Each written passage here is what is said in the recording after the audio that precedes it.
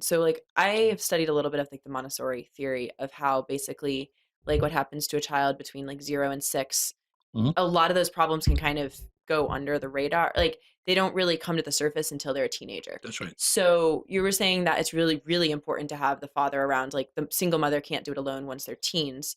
Does that mean that, like, the father's presence is also super critical when the child's, like, 0 to 6, like, in Yes, order to yes. develop that? It's critical all the way along. Like the 0 to 6 are the foundational years. Mhm.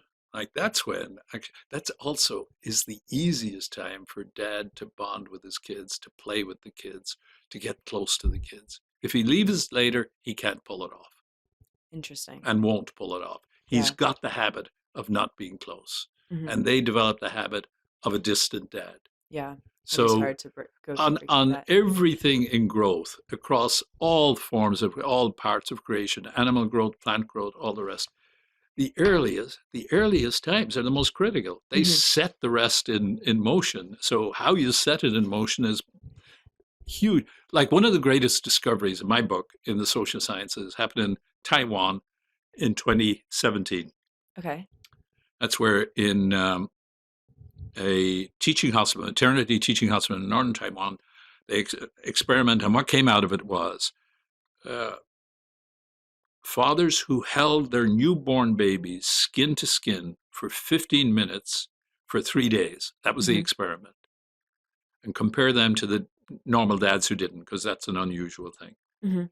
The bonding between the father and the child, 3 months, 6 months, and a year later between the two is just huge. Huge Interesting. difference. The easiest of things to do, Yeah. massive effect. The great news is actually, and there's been follow up. The brain changes in both, and they change at much the same. The baby's brain is changing almost in response to dad's. The hormones between the two of them Mhm. change massively.